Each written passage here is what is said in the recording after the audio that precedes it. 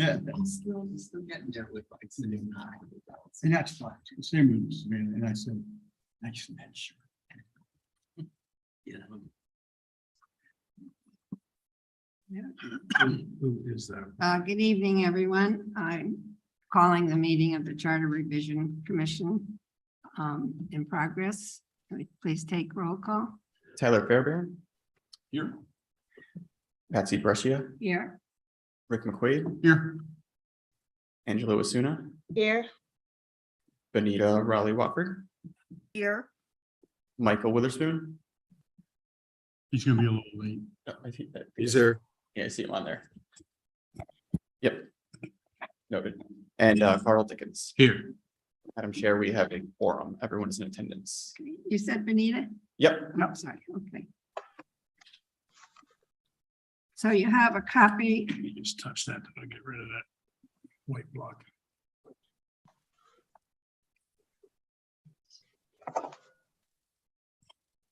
There you go. You have the minutes from our previous meeting, October 26th. Anyone make a motion on these minutes, please? Some of them. Okay, I'll second. I didn't find anything that yeah. I thought. okay. I did, and it's on at the end of page 6, at pretty much at the end of our meeting, where a question came up about term limits, and Council Steve instructed us that this was under the auspices of the state. And then we had a general discussion that he had advised many towns and cities in the state of Connecticut. And I recall him stating that he had been counsel to 9 of the largest 12 cities in Connecticut on that issue as well. And I think it's important that that's in our minutes. So if somebody would second my correction to the minutes. I'll second. Does anyone else have any corrections to the minutes? Just a couple minor spelling things from people. Sure, yes. To do that now. Yeah. Yes, let's do it. So, Colin Hostin, who's an E in Oh. Hostin, Okay, and Diane Laura, Marcella and Diana Carpio. The Diane and the Diana were transposed. okay. That's So a motion to move forward with the minutes with those 2 or 3 changes. All those in favor? Aye. Anyone opposed? I see no opposition, so the motion is carried. So we are not having public comments tonight, but we're going to move into the very important presentation from Evergreen Associates to give us some highlights and directions on where they feel we can spend our time in the wisest manner that we can. So, Ms. Rosell, do you want to start your presentation? Certainly. Yes. My name is Betty Russell, and I'm here with Evergreen Solutions. And I was part of the original study group. And throughout the study, common council members and staff and, everyone that we spoke with had issues, charter, ordinance, and code issues, saying that it's difficult to navigate, it's difficult to find things, it's not organized well. And I personally spent the entire Thanksgiving weekend last year going through the charter page by page, trying to highlight all of the duties of the Common Council, all of the duties of the mayor, etc. And even after I did that and did as much as I could to ferret out what each office, committee, staff position mentioned in the charter did, I found that there was things I missed. What I found was a hodgepodge collection of statements that in some cases had nothing to do with the way that things are done in the city today. They no longer applied, and some that were in conflict or were ambiguous in regard to the overall process. I know this is not something new to you. I'm not telling you anything you don't know, but all of this resulted in the finding and recommendation 2.16 in the final report. The issue that I want to point out is when I made this recommendation, I spoke to the issue of a charter revision. Initially, I thought there might be some way to fix it, and I withdrew my original thought on this and said it needs a complete rewrite. It needs to be restructured top to bottom. It needs to be organized in a clear sequence of topics. And I hope that you understand that having the role of the mayor all in one place, having the role of the common council all in one place, and so forth, was very important. Also, removing the outdated clauses, gender references, and provisions for positions like the sheriff, treasurer, selectmen, and constables that no longer operate in Norwalk. Removing them, and in some cases, there were things in the charter itself that would be better addressed in an ordinance or code or something else rather than in the actual charter. A charter is a master agreement as to how this city municipality operates, and what you have in Norwalk right now is a document that is very close to what I see in a lot of ordinances. So I felt like a complete rewrite was necessary. And then I looked at why past charter revisions had failed. And the most recent one, there were general fixes that would have taken care of some of the issues that I just spoke of. But they went down because there were other controversial issues that were brought into play, and the voters ended up throwing the entire thing out. And it was, I mean, I could not understand why the voters would vote down a provision that would remove that sheriff, constable, whatever positions when they're not in use. I just couldn't see that happening. But what I saw and everything that I read indicated that the voters, if they rejected a part, they rejected all. So there are a number of model charters put out by very reputable organizations such as the National Civic League. And I had the privilege of talking today with your general counsel, and I believe that what he has already done for you in reorganizing the current charter with all of the provisions in it into the National Civic League model is something that I could stand behind entirely. What I and that I had the opportunity to look through it this morning,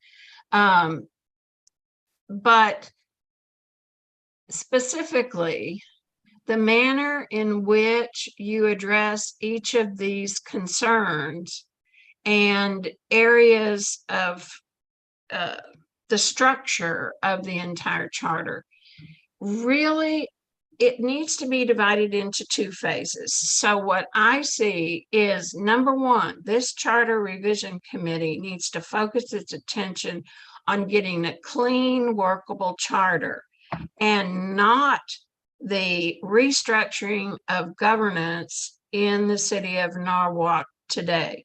First, go to the voters with a clean, restructured instrument that is modeled after this which is already put into the National Civic model, and then go about a separate charter revision for things like, should the mayor have 4 years, or should the common council have 4 years? Should this group have this or that? Take it as it is today and build a document that accurately reflects what you want to do with the way it is right now.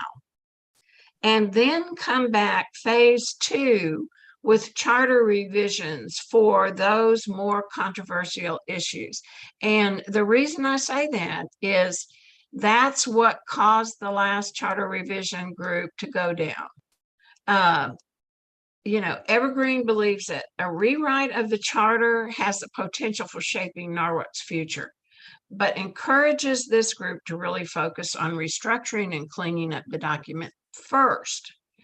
Then the trickle down on that alone is going to move some things out of the charter, and there is going to have to be a complete restructuring, or not complete, but there's going to be a lot of work that is going to have to end up in rewrites of ordinances accordingly. So as I see the charter itself, it authorizes the creation of departments, and then there are going to have to be a whole series of ordinances written and approved that are going to set up the departments, set the names in the way that they should be, so that they're actually describing the work that's being done in those areas and so forth.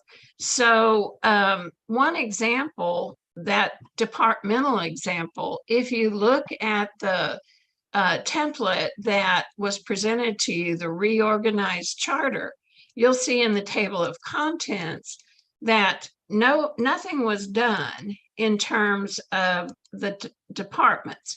So if you look under departments and department heads, what this shows is exactly what is in the charter today, just all organized and lumped together into a sequence. But what is recommended by this organization is that there is a section that authorizes the Common Council to establish city departments, offices, and agency. It neither enumerates the operating departments nor details their internal organization. You know, it sets it up. An administrative code adopted by the council is the appropriate place for the details of each department. What Evergreen found while we were on site is that a certain title had to be used, because in the charter, it used the term public works, but public works didn't necessarily describe what was occurring in public works. But by charter, they had to have that title. Well, that sort of decision needs to be an ordinance. That is not the entire structure of governance. So in this table of contents that I'm looking at, you have a general, you have your general counsel, your corporate counsel, but everything almost below that, Department of Finance, Personnel Department, Police Department, Fire Department, so forth, that needs to be an ordinance, and there needs to be clauses put in here that departments can be created, and here's the way you do it. Am I making sense, or am I causing more questions?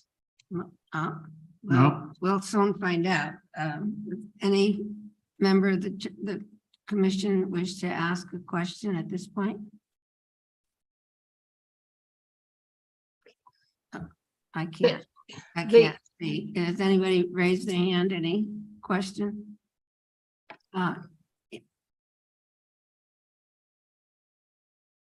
In essence, I want you to create something that the voters are going to say, that's Norwalk, and no one has got a hidden agenda inside this document.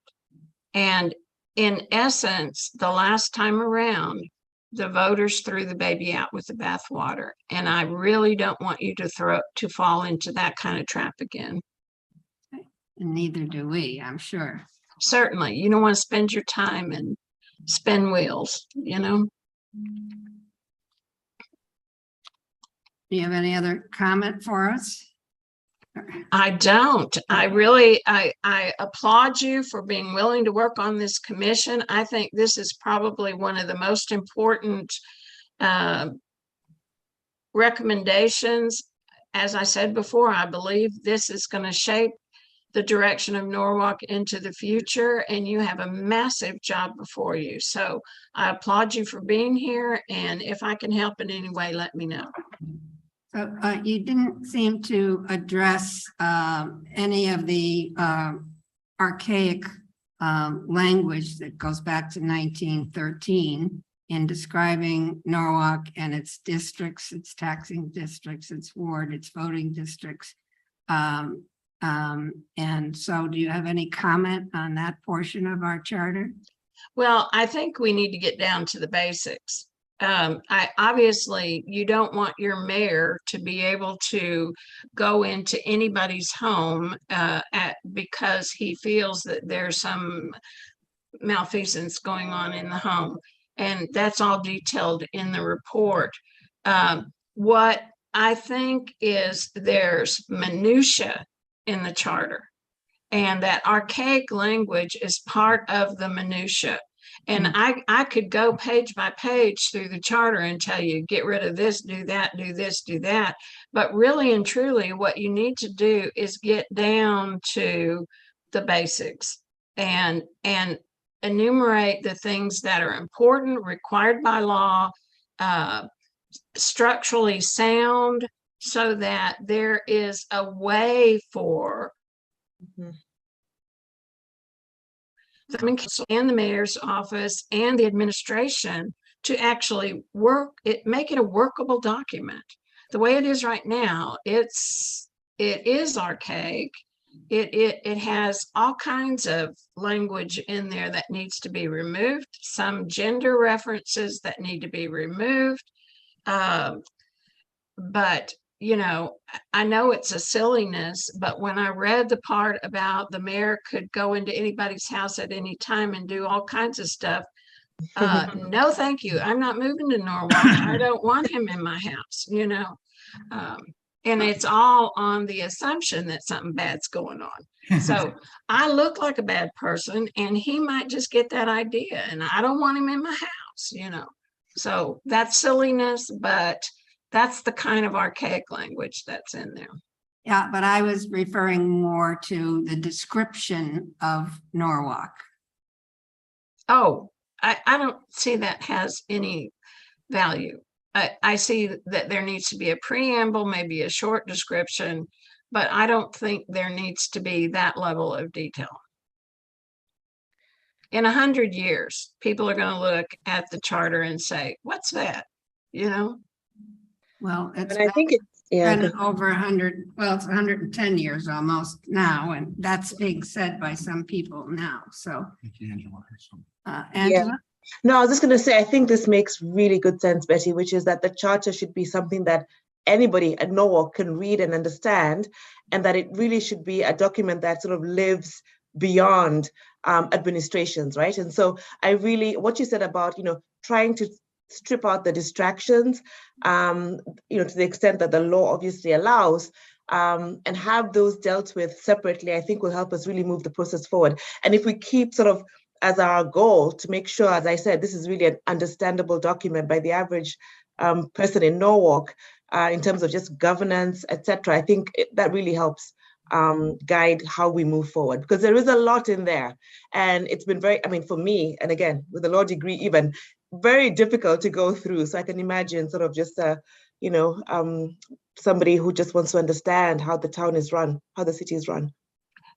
I personally do not think that the general run-of-the-mill citizen out there could take the document as it exists today and really make that decision. You know, I'm in a good position because I actually got to work with Betty on the efficient study, and I haven't seen you since, but kudos. Good to see you again. Good to see you, Betty. Good to, kudos to you and your group to opening eyes inside our building and now with the charter also. I know you're top notch at how you go about things and everything, and I think your input to us is going to be very important. So thank you for all the work that you've done and for taking Thanksgiving to sit down and read this. You must have football fan because there's no way I would have done that. I'm a sick person, you know, to sit there and read a charter over the Thanksgiving holiday. Yeah. But thank you. I know the work that you put into this. Yeah. Thank you. Thank you. I really appreciate that comment. Are there any other comments or questions from members? Yes. I did have Yep. one, Betty, thank you again, and I am personally inclined to. I think you might need to identify yourself sorry, for the Tyler. for the minutes. Yes, Tyler Fairburn. Yep. I appreciate your suggestions, and I think you know, based on what happened the last time with this and my experience in another city that had a charter revision that's what needed tanked because of something that was kind of seen as political. I think that's a good approach. I was just curious what the timing of that would look like, right? So this committee was expected, I think, to wrap up by May April, May. 23, April, May, and then have this be on the ballot in November of 23. So if we were strictly to do the approach where we kind of look at Steve's draft reorganization and treat that as the first, I mean, would that be it? So is that, and then you mentioned, you know, separate revisions down the road to address some of the other things, would the I think Steve's thing is great. You know, I haven't read it word for word. But I see that what he did is he took the current charter and just organized it. Okay, this paragraph talks about the mayor. Let's put it over here. This one talks about the common council. Let's put it over there. So your job now is what belongs in the charter. It's really a red line, everything he gave you. And starting on page 1, you know, what do we need here and what do we not need? And I would not, I mean, adding language to clarify or to do something is okay, but more than anything, what you need to do is address the things that are legally required, redline the things you don't need, clarify the things that you need but are ambiguous in this, and get it as clean as you possibly can. And I would hope that you're thinking in terms of how to get this through the voters from day one, because what you need is a presentation when this is all over with and you are ready to present this cleaned up charter, that you could say in section 1, we gathered it all together and we decided we want the elections to look like this, we want this, we want that, and we want this. And those are the things we kept, and we tossed out everything else. Why? It's extraneous. I love the word you use. It's distracting. You know, it's a distraction from everything else. The model, if you go to the website, the model itself has some language in there. And the language I was reading to you about the departments, for example, there's model language that you could put in there. Okay, we're going to take this out, but we're going to put this in there, and that's going to move the authority from here to here. So, If I may, Steve, yeah, may I just amplify the point that Betty was just making? Commissioner Fairborn, do you mind if I answer? Oh, please do. Okay, she's 100% correct. There's a lot of, also, let's not belittle her report. There's a lot of very, very useful language on the functions of government that could very easily be placed into the charter, eliminating specific departments, but laying out the functions and laying out the services, so that the services should be delineated, the services that are expected of the government, what falls within each of the categories. The categories they've got here are operations and public works, information technology, community services, economic and community development, public safety, human resources. So when you get to the department section, what we will probably look at, and I've done this in other communities, is to lay out that there shall be departments. They shall be created by ordinance. These are the elements that should be taken into account in creating departments. That when you establish department heads, a department should be run in accordance with best practices in the field, and job description should be established in accordance with best practices in the field. What the best practices are today will be different than they might be 10 years from now or 15 years from now, but you establish in your constitutional document the best practice standard. Then you move into, instead of saying there shall be a police department, there shall be departments that address public safety. You may delineate what public safety is broadly, but you're not going to lay out the departments. And that way, the members of the public can see this is what we should expect, and how does the code of ordinances, how does the budget, how do other governing documents in the community effectuate the broad constitutional standards that the charter establishes. That's what we're hoping to do. And so from a timing perspective, and we'll probably talk about this with the permission of the chair, I'll talk to her after this meeting. We'll talk a little bit the next phase of the meeting, is we need to look at our schedule, and we need to be able to start breaking down how we're going to approach each chapter. My expectation is that we'll probably bring in people in the local government. We will bring in other speakers, as I've indicated to you, and I'm going to start drafting. And I'm going to start drafting replacement language for each charter, each section that we will be able to use as a way of determining what should remain and what should not be here. With regard to the question raised by the chair, with respect to the districts, the taxing districts we're not going to be able to touch. And as you saw in my reorganization, I put the taxing districts to the back of the document, and not because that's a priority issue, but because we're probably not going to touch them. Those districts we're not going to even think about. But the council districts don't need to be delineated in the charter. The mechanism for creating the districts should be in the charter, and then the districts are established by ordinance every 10 years after the census, after the legislature does its reapportionment. And so having these districts in the charter makes no sense, because you're not amending your charter in accordance with reapportionment. You amend your charter when you get to it. And so that's how I anticipate it. And I think the schedule needs to methodically lay out our agenda chapter by chapter. As I've said before, we probably should start with the budget, because it's a good exercise. And it would be a good example to see how we build a new chapter in the document.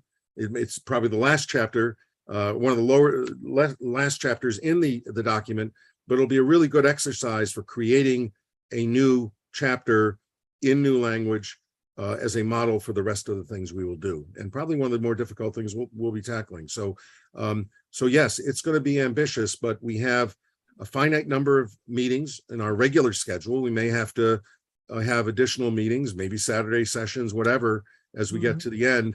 But it's very, very achievable. And I think what we may end up with here is I was having a conversation with the mayor from another community the other night at the CCM dinner. And I said that this may be an opportunity to really create a model charter, because so much of what you have is archaic, not workable, that Norwalk won't have a hard time acclimating to this movement into the code of ordinance. They will have to establish departments in the code of ordinances very soon after the charter is adopted. But that would be, that should be achievable. So I think it's achievable, but we have to be very earnest about our schedule and how we prioritize the chapters and the subject matters in the document.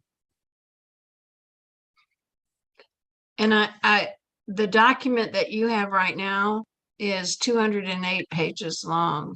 I would challenge you to make that a lot shorter. Because there's just too much minutia in there. So I, again, that you have a lot of work to do. In answer to your question, do I think that the May is doable for this phase? Yes. The next phase, which is, do I want to recommend some more controversial issues? I actually addressed that in the report, and I said, make them separate items so that I can throw out this. I don't like that provision. I don't think you should do that. And but I like this number 2 and number 3. That's phase 2. So phase 1 of this is get the structure right, and then come back and don't lose it while you're doing these discussions and well, we need to address, the Board of Estimating and whatever. Okay, we want to address that, but let's don't go there in this version. Let's leave that to those more controversial issues. And then, here's item 1 on the next vote. It is, let's look at this. Now let's look at this and give the voters a chance to turn down the things they don't like and approve the things they do. But this should not be that kind of controversy. There should not be this. And I'll go back to, at the end of this, you need to have a nice, clean presentation that says, this is what we did. And it needs to be bullet, bullet, bullet, and it needs to be saleable. From a marketing standpoint, what you're doing is letting the voters know that I swear to you, I did not mess with anything but getting it to a model. And I hope I'm not harping, but that's my sermonette for the night. No, but that's important because it's like what you said Again, earlier. For the minutes. Carl Dickens. I found in working in different things in this city for the last 20 years, nobody really knows what's going on about anything. It just kind of comes from, oh, I heard, or that's the way we used to do it. That's the way we've always done it. I've coined a phrase called the Norwalk way, and that sort of stuck, but nobody really understands. So I think what you're saying is that everything, I agree with everything you said and Steve said, but it's got to be crystal clear, because if we can put out the greatest looking document in the world, it goes to the polls next November. And unless we make a valid effort for everybody to understand it, that at least is going to vote. They'll just say no because they don't know what they're voting. Or they heard that that's not the way it is, or that sort of thing. Before I be quiet, I do have one other question that I asked last week. I sat through the presentation that you guys did for council, which I thought was excellent. I'm not sure that all council people understood your presentation after it was over, having a conversation with some people. But what is the timeline that council has taken on their part of this? Was it to just form this commission, and after this commission comes up with our recommendations or a new charter, then they will take up? Because I heard things in your report, which I thought was excellent, and having seen many of these, there was parts of it that employees didn't know who they reported to. And I fell on the floor when I heard that one. But it goes that simplistic, and then it goes as complicated as it gets in higher areas. So I'm just wondering, has council grappled with any of this? Every one of the common council members that I spoke with, and I do believe I spoke with most of them. I can't think of anyone I didn't speak with at some point in time. Every one of them knew this needed to be done, understood the issues, and every one of them had something they would like to see corrected, which I'm afraid is phase 2. So that needs to be clarified with council as to your approach to work. And as far as their involvement, that's pretty much laid out, as to what their official role is. in the process. But in my opinion, I think the more open communication you have, and I like the idea of you bringing them in for various phases when we're going through chapter 1, chapter 2, chapter 3, you know, bringing them in. I think that's really important to get their buy-in so that the rumor mill doesn't start early. And that if it does start, it's a good rumor, not a bad one. One Well, of the things, it's already, I'm sorry, but it's already begun. Certain places that I've been, and we were at the same function a couple of weekends ago. And because people knew that I was involved in this and they asked questions, and some of those that were asking questions, their names are on this 2016 document. It was amazing the number of things that they said, well, you can't do this, you can't do that, you can't do this, you can't do that. And I didn't comment one way or the other. I just listened to them. But I think it's already out there, but that's normal. Yeah. It's a village. can I just say two things, if I that- may, Madam Chair? Yeah, to that point, Yeah. Two points. There will be new things in the charter. Because the charter currently doesn't really address hybrid meetings, for example. There are things that have occurred in the world that we live in that will have to be addressed here. One of the things I plan to propose to you, and I don't know what Betty's thoughts are on this, is that we have a definition section, a glossary section, where we define commonly used terms. Great You idea. don't have multiple uses of a term. If a majority of the a council is a majority of all members present and voting, that should be a defined term. If you want to have an alternate to that standard, then you lay out the alternate in specifics. It's a 2/3 vote, it's a 3/4 vote, whatever you want it to be. The second point that I want to make is that you don't want to have a situation. So there will be a chapter added to this charter. Let's use Betty's example of the departments. We have the departments delineated in the charter right now. My recommendation aligns with her recommendation, is that we move the departments out of the charter. Specifically, there may be some that you have to leave in. We'll talk about that. We'll get to that when we do. But the ones that are going to be moved out are going to move to a temporary chapter in the charter called the sunset provision, because you don't want to leave the city without the department during a period where the council is going to be adopting ordinances.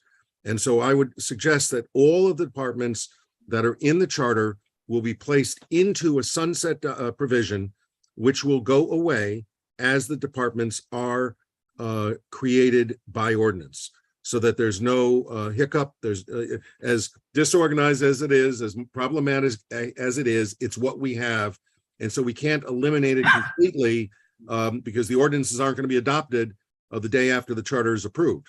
So we need to have a sunset provision. Those you will see as we're drafting. I'll be moving things into a temporary sunset chapter of the charter to make sure that there's continuity and that we don't have a problem where all of a sudden we wake up a year from next Tuesday when this charter is approved and say, oops, we don't have a government.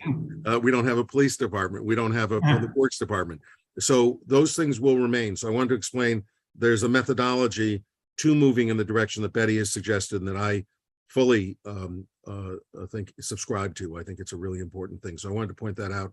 So there will be things that do come up that aren't in the charter because we just need to understand that the world has changed since 2016, 2006, and certainly since 1913. What I was going to, this is Patsy Brescher speaking, is most of this discussion has been really on the functioning of the government and not the description of the city. And having lived here for 60 years and being an elected official for 6, I have a sensitivity of the depth of importance the districts are to the city. And I think that we need to deal with that issue very quickly and reinforce and just clean up those sections without any kind of major discussion of any changes. Because that's one of the main reasons why we can't get charter revision in this community. And nobody has really directly discussed that tonight. And it's a vital piece of our ability to be successful. So I think we need to focus on that and articulate our position early on in the process so that that's out to the public, and those people that are focused on those kind of things are can come aboard with what really needs to happen to modernize the actual functioning of the government. So if it's part of the charter, which is how our charter currently starts out with a description of putting all the pieces, Norwalk is like a big puzzle with pieces being put together. And that's what you have mentioned, that people don't know what the difference is and the significance of one district after another, and whether it's a taxing district or a voting district, or a section of the town that has ownership of certain major public service departments like water departments, electric departments, beaches, parks. They're owned by different districts. So that we need to address how we're going to handle that. Rick, you might, having, No, Yeah, yeah. I'm, I don't know how you feel about that, the importance of it. Yeah, I think what's happening is, like Steve had mentioned, we need to really start lining up what we're going to do. Mhm.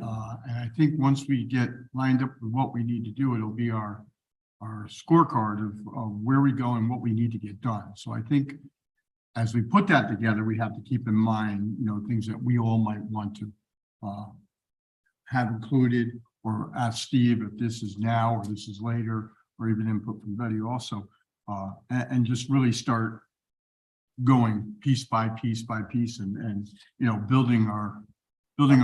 Yeah, Yeah. but how does that, the physical description of the city play into that for you?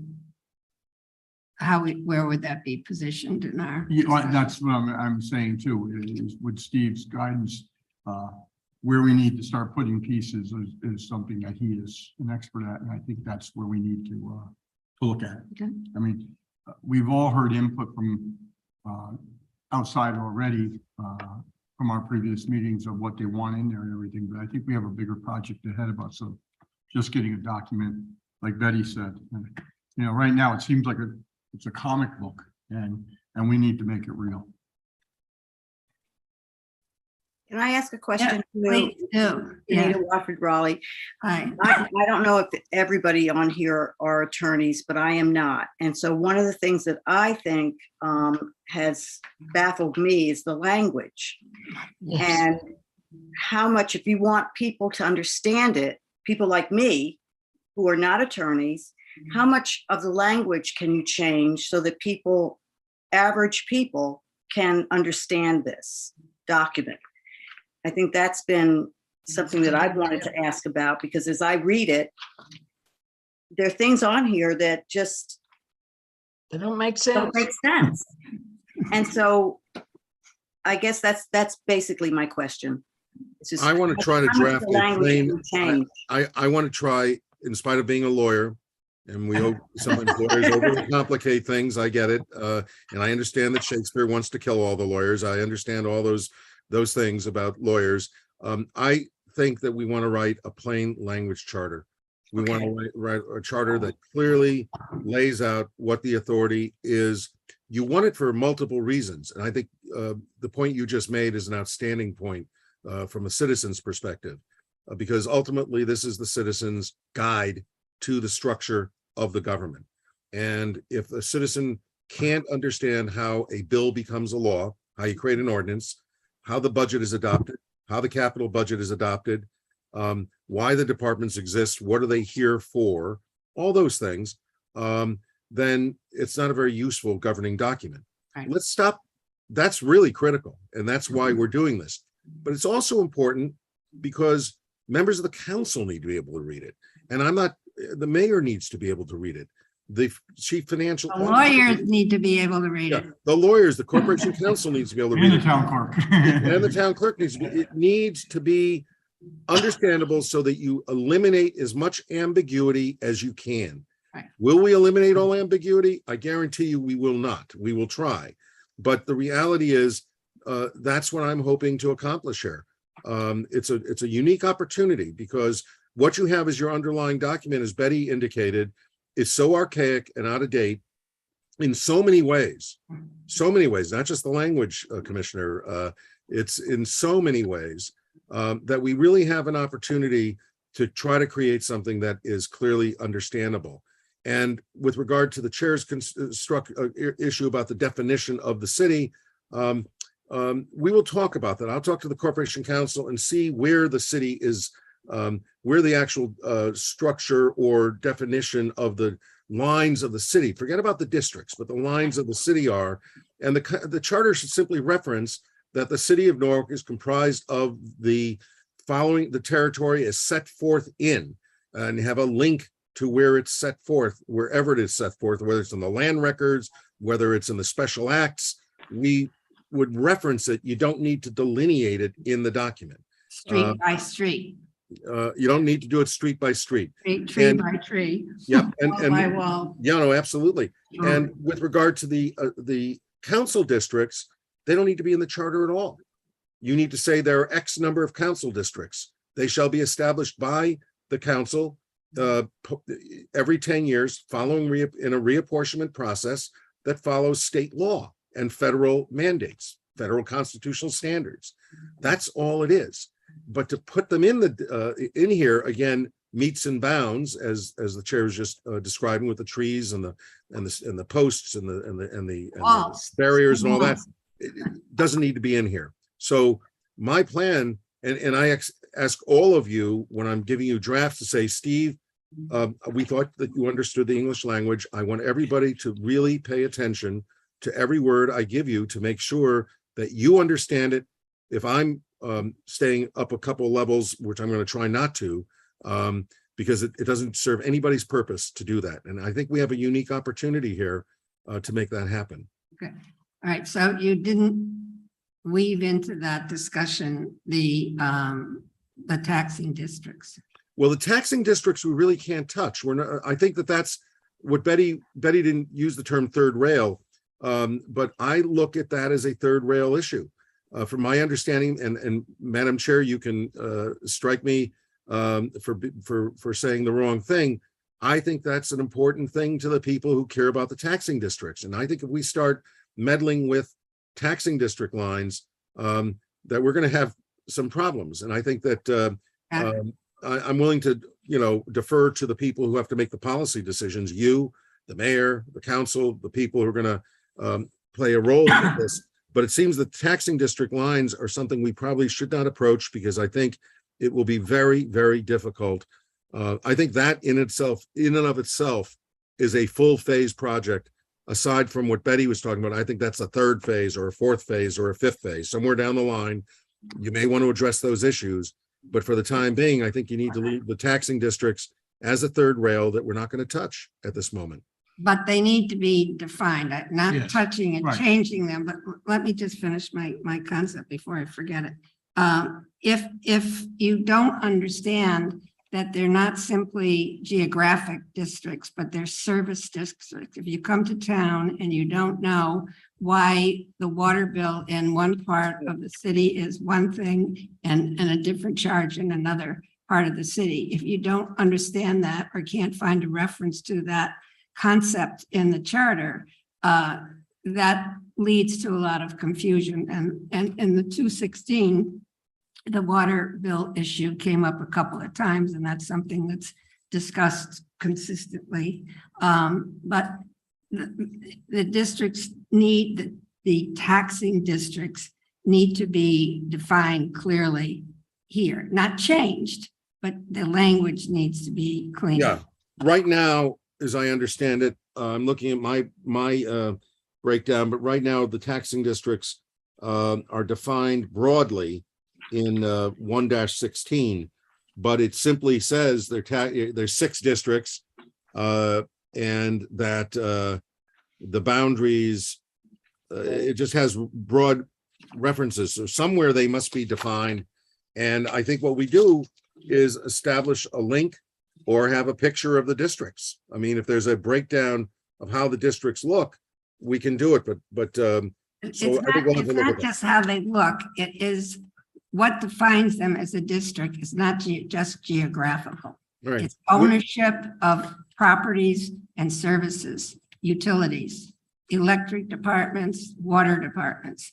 And that is what is so unique about Norwalk. When it was put together, obviously, as we all know, the districts own different things and they have kept their proprietary relationship and power.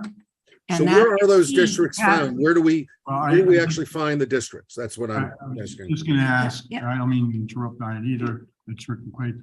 Jordan, is there a way that you can check with the taxing districts to see if they have individual charters? Yeah, I think they're that- referenced in this, and- in our chart. Right, what I'm saying, if we get that, and that way Yes, we right. can link it to the charters of those districts, also with our description of what they are. And prevent it from becoming, It's, yeah, over the the- top of it. right. And Each one that is we've got to just articulate clearly Mhm. to the constituents in Norwalk that we're defining them, articulating it. We're not changing anything because you even discuss trying to change something, that's the end of any charter revision. So, yes, sir. Just dumb question. Why do the taxing districts have their own charter? Steve, you Uh, want to answer that? I will take a guess at it. They were created by special act. The General Assembly did so at the time that they created the taxing districts. And they were set up as kind of independent entities within the overall governmental structure. They were incorporated in that structure, but I'd have to go back and do a historical study. But I think it's all derived from their special act authority. Well, I think Madam Chair brings up a really good point because it is a problem. And I don't recall what the actual verbiage is in the current charter. But I know a lot of people have problems with the districts and how they were formed and why they're so different. Why is one different than five different than six, so on and so forth. And the clarity of that would go a long way. Yes. I mean, when you move into this town, I don't know about all of you, but I didn't, but my realtor didn't either point out that, okay, you're in taxing district X. And here's the mill rate for here. Mhm. Or if you're looking around where there's different mill rates, maybe the house you really like. But I mean, yeah, when we moved here, I didn't go to Westchester County because I wasn't going to spend $25,000 a year in taxes. So that took that off the list right away. So then we would take a look, and anyways, you funnel it down. Where are you going to live? And you decide what's your tax base? What's the mill rate there? And So why don't I put on my plate? I'll work with Jordan. I'll talk to the mayor's office as well and see if we could find out how they are described and where they're described and see whether or not that is something that we might want to actually place in the document if it's not 100 pages of description to make sure that we have an understanding of what those districts are. Well, they are fairly detailed descriptions in the current charter because that's how it was put together. But you get down to if you don't live here, you don't understand the subtlety of it. But if you want streetlights on your street and you petition for streetlights, if you're not in a certain district and you don't get streetlights, you can't have them. So you have to be in a certain district, you have to have sewers, and then you have an opportunity to have streetlights if you want them. The same with garbage collection. I mean, it is so intrusive in people's personal lives. The service districts are that is it's a killer bee to getting any charter change. So we have to get really educated to that. Yes, Betty. I love the discussion. I think this is exactly what y'all need to be doing, but I want to caution you about something. if it's legal and it's required by state or federal law, keep it. If it is something that is going to change in 5 years, 10 years, whatever, if those districts are not set in stone and cannot be changed, then leave them in there. But if you are talking about things that are fluid, some days they're doing parking, some have this, some have that, why not approach it if it's legal? And that's what your attorney is here for. But if it's legal, can you approach it like you do the departments and line out what the process is for establishing and maintaining and whatever, and put the rest of it and have it go to another ordinance or code or something, because the charter should be like the Constitution. To change the Constitution, we don't make changes to the Constitution lightly, nor do we make a constitutional change because this year we're doing it this way and next year we're going to do it a different way. The Constitution is a framework. Your charter is a framework. And so my cautionary note to you, I'm not going to get involved in saying yay or nay, or, but my cautionary note is examine it and say, if this is going to change in 5 years, then that specificity should not be in the charter. Mhm. The specificity in the charter should be how to do that next act, create this, do this, change this, whatever. And then in ordinance, it might say, the such and such district provides this and this and this. I don't know. I don't know if that's legal. I am saying to you, cautionary note, the charter should be a non-changing sort of framework for stuff that isn't changed every year on the year. Later on, you may want to insert different term limits. You may want to do, blah, blah, blah. That framework, if it's going to change every year or every 5 years or even every 10 years, think about whether it should be there or someplace else. So can I ask the question, is this, do we consider this charter a living document? No, What's it considered? I don't. What's it considered, Steve, legally or otherwise?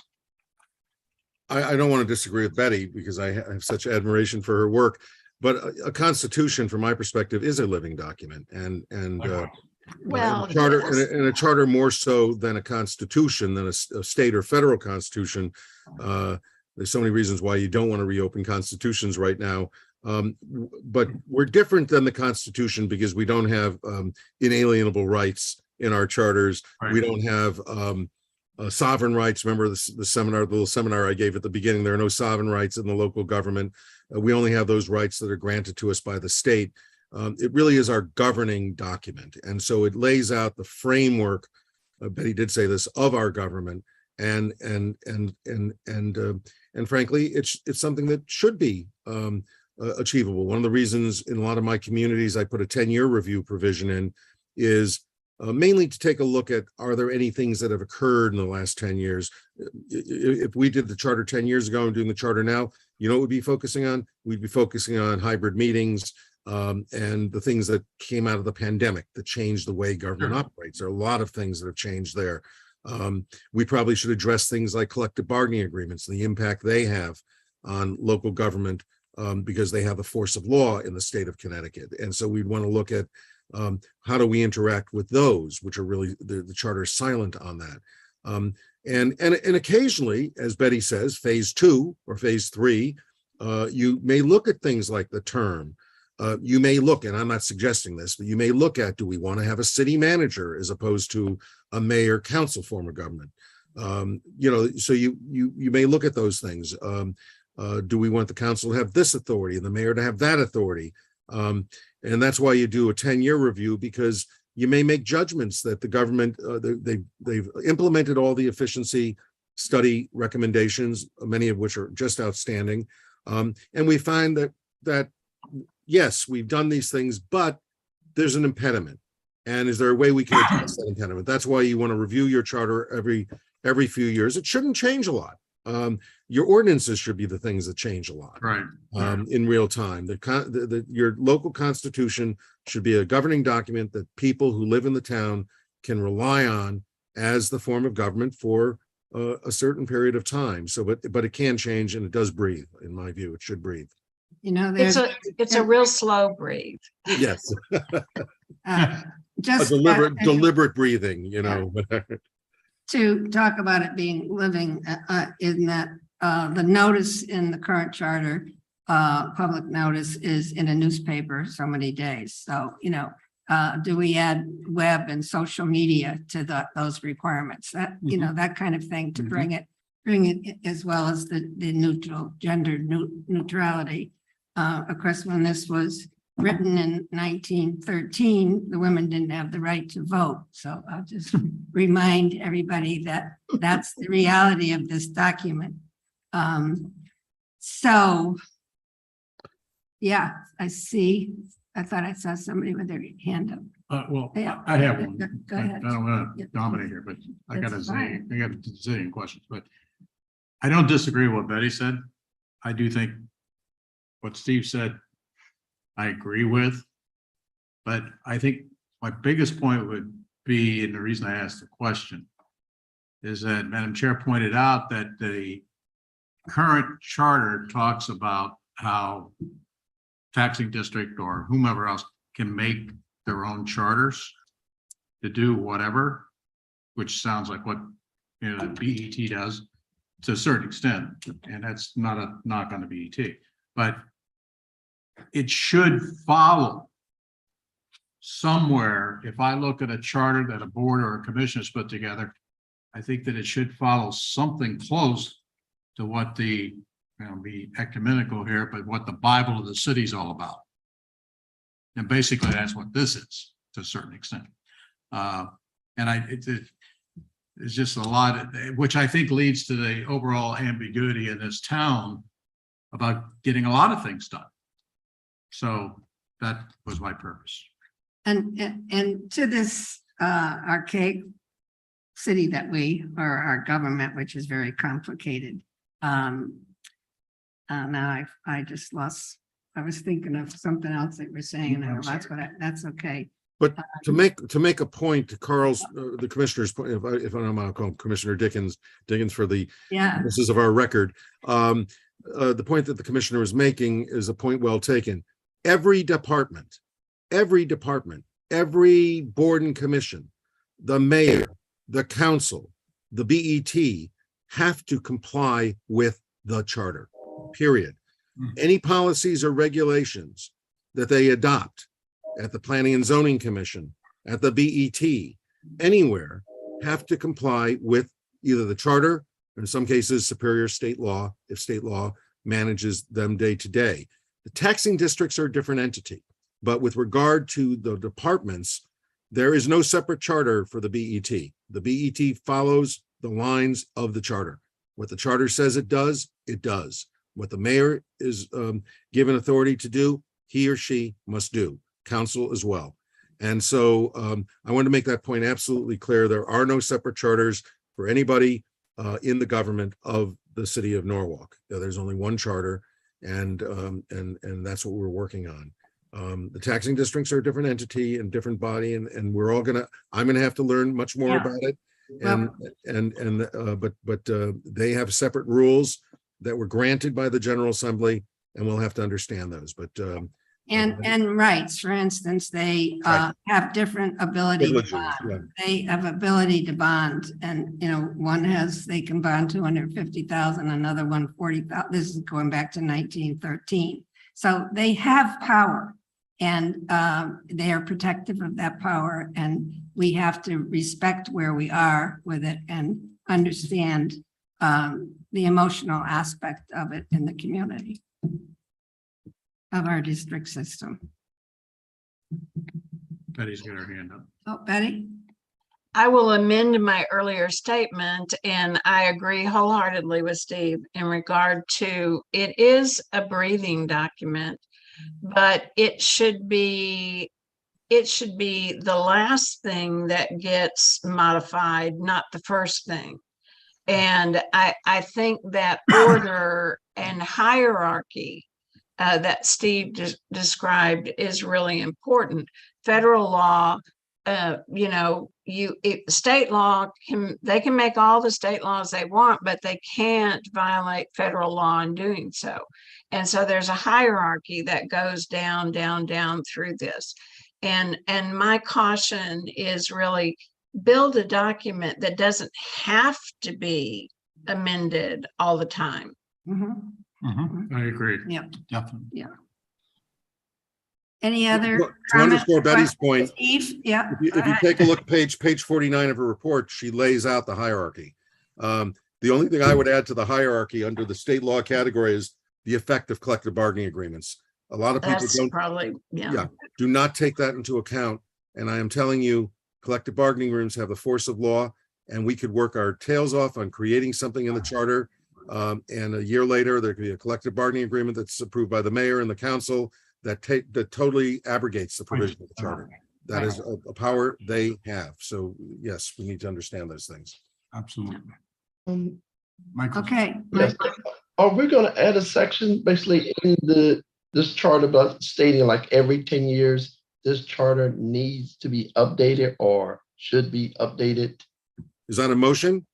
No, I'm saying, I'm saying is that like we're gonna probably like should add a section. in- Actually, Yeah, Michael, I'll that recommend, brings us- I'll be recommending that to Okay. you. And I'll recommend one other thing. I think you should do a mandatory ordinance review every 5 years. And I think you should do a mandatory ordinance review every time you change the charter. A lot of my communities are derelict. We pass these wonderful charters. I won't name the city, but I have a charter. Remember I talked a few minutes ago about the sunset provision? Yes. I have a charter that's coming up for its 10-year review. 9 years ago, we did 3 major changes that align with what Betty's advice is and what my advice is with regard to departments. And we moved them into a sunset provision. And I just reminded the legislative leaders of that town, you've done nothing to change it. And so we just put into the Hartford Charter, hopefully it'll pass next Tuesday, an automatic 5-year review for ordinances and an automatic review for ordinances after a charter revision. Because you look at your ordinances, I don't know if Betty did a deep dive into them, and I have not, but if you look at the ordinances of almost any community, I have a community that moved away from the city manager form of government 20 years ago, and they still have references to a city manager in their in the charter. so Yeah. no, in their ordinances. The charter, we cleaned that. I was a charter council. We cleaned it up in the charter, I guarantee you. The ordinances Oh, still reference city manager. So yeah, so I would say to Commissioner Witherspoon, 10 years for your charter, 5 years, every 5 years for your ordinances, and after a charter revision. Okay. So I'm thinking of planning our next step, and Steve and I talked a little bit about it, but we've had a lot of expressions of interest from many of the governing officials in town, and along with the Evergreen report. So I think if we put a suggested, Steve and I put it over the next 2 weeks, put a list together of everything that's been commented on, and then we could have a general discussion of prioritizing those along with Steve's original discussed recommendation of how we go through the charter, but to get those correlated in one place, and we decide, yes, we want to address this, and maybe using a simple thing is the gender neutrality piece. I think we could all immediately have an opinion on that one way or the other, and that's done. You don't have to talk about it again. You know, the simple things we can knock off. And then we get into really some good discussions next meeting. Does anybody else have an idea of doing anything differently? or expanding on that idea? I will Please go draft, ahead. I will draft for the chair's approval, a comment, what I call a comment grid that has all the comments that have come in thus far. I'll try to place them in the chapters that they would fall in, so you have a sense of where they fall, and that will help us build our schedule. So I'll get that to the chair within the week, and Okay. we'll be ready to go to you within the 2 weeks. So that will be my workload. And so if we're thinking in terms of starting with the finance portion of the charter first, would we want to call in any of the department heads to discuss that right away, or have a meeting first and then bring them in? What would your recommendation be on that? My recommendation is our next meeting, why don't we lay out the schedule? If finance is the first, I definitely think you want to bring the finance officials in at your first meeting so they can tell us what the history is right now. What do they do today? Right. And then what will make their lives easier? What will make things easier for the public to understand in the process? So I think they are the point of departure. Based on what happens at that meeting, I may make recommendations to bring in, if we want to take a look at things that are in other communities, bring in a few finance people from other communities to say, hey, we got this thing here, we got this thing, this works well, we have this other thing. Again, not structural, not a change, not talking about any elimination of roles or responsibilities, but where there are things we may want to throw into the budget document that isn't in your charter right now, that aren't controversial, but that do give more qualitative information to the finance people, to the BET, and to the council and the mayor. That might be useful that I've been working on in other communities throughout the state. But I think we start with our CFO, probably with somebody, the mayor or somebody from the mayor's office, and maybe leadership, the finance folks from the council, to really have a panel discussion with the people who do the work right now, who know the charter right now, and they can lay out what they think works, what doesn't work. And then the next step would be at the end of that meeting, or at the meeting immediately after, you give me a sense of here's where we think we need to go. If we need more outside help, I'll just bring people in for that meeting, and then I'll start drafting. I'll start drafting to try to accommodate the thought of gender neutrality, and I'll add to gender neutrality plain language, as the commissioner mentioned earlier. Commissioner Raleigh mentioned earlier that we really should have this in plain language. So it'll be a good experiment to see whether I can actually write something that's clear for everybody to understand, and that we actually tackle a good substantive area of the document. I think the majority of the commission are non-attorneys. So we'll be at you. Thank the deity for that. I think that's a great thing. I'm concerned about timing with the finance department. They're starting their process now, and they're going into a heavy time of the year. So do we get them in 2 weeks or in a month? Because they get just overwhelmed at this time of year. It's your call. I They're just- not going to get less overwhelmed throughout the course of the year because the budget process goes on. This we is could- crunch time, yeah. Yeah, but if we want to do a preliminary on that at the next meeting on the 16th, if we could pull them all together, I don't have a problem. I thought it would be more useful to really lay out our schedule and have a feel for how the schedule is going to work. But if you want to have them at the next meeting, Madam Chair, I'm more than happy to work with the administration and put that together. I have a question, but I think Benita had one ahead of me. Okay, So- Benita? I was just wondering about like a dictionary type of thing that would be useful for people to understand the language. I mentioned earlier that I want to have a definition provision, a glossary, a definition provision at the beginning of the charter. I'm not going to do it now. I will do it as we get into the drafting, because I don't want to build a glossary based on what's in the current charter. I want to build a glossary based on what we do. Okay. And so absolutely, Commissioner, that is a top priority, a top recommendation that I make to all my commissions. And as you see, the charters I've worked on the last few years, they are there. Hartford never had one.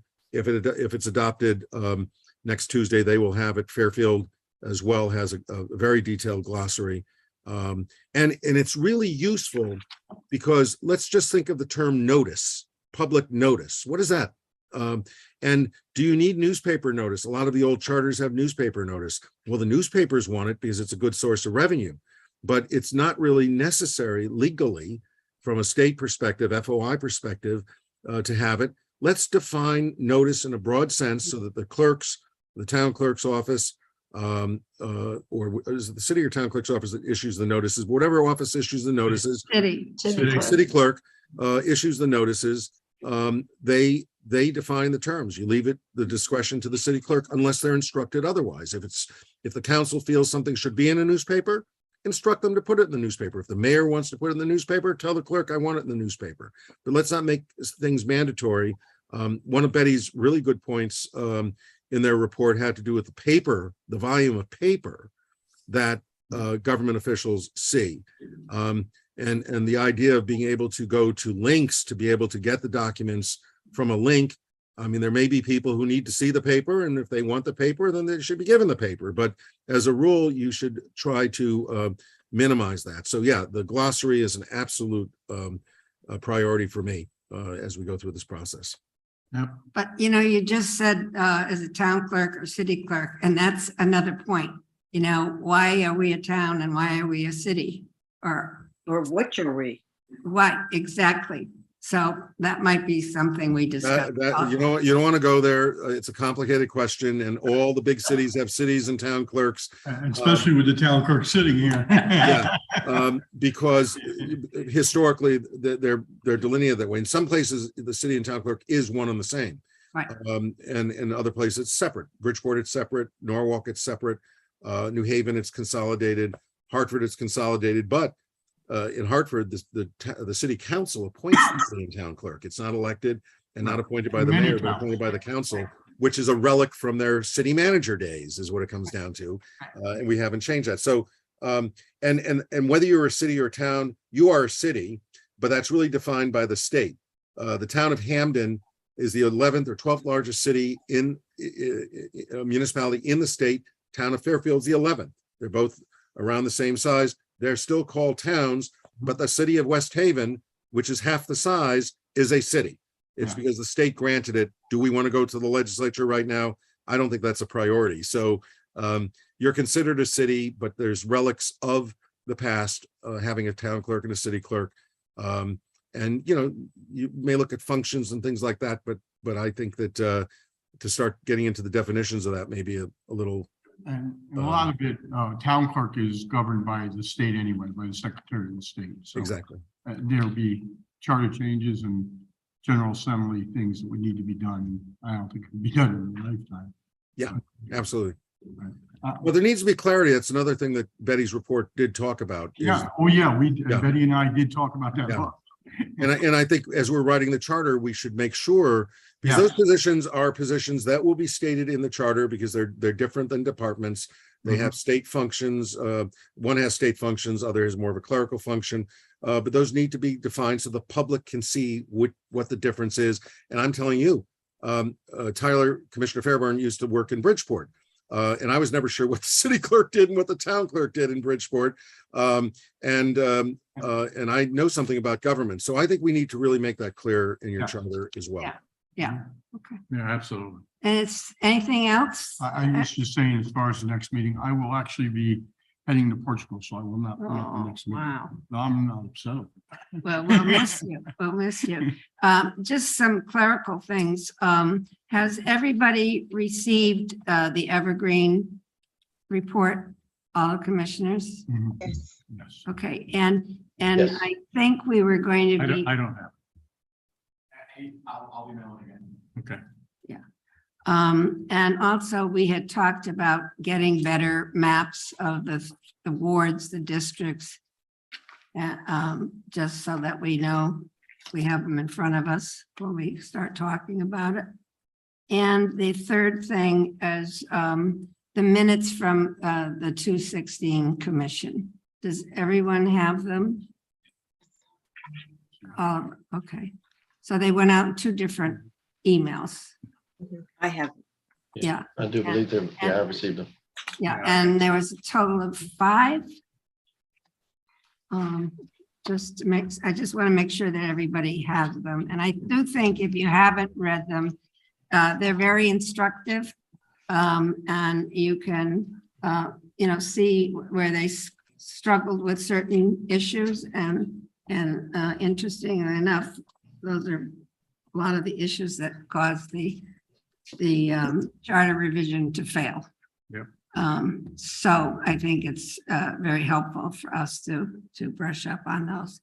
Any other suggestions from any commissioners? Okay, I guess then a motion to adjourn is in order.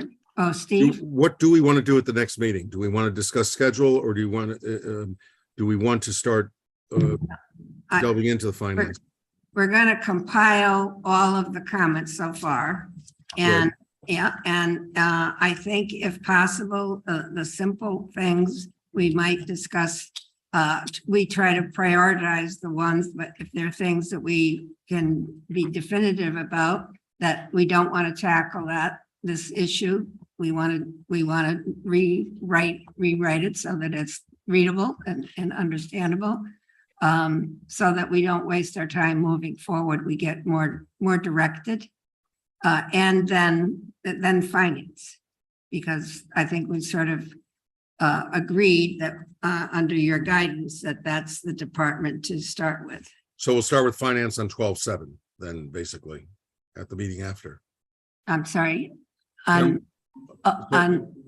December, I couldn't hear what you On said. December 7th. Yes, Yeah. okay, good.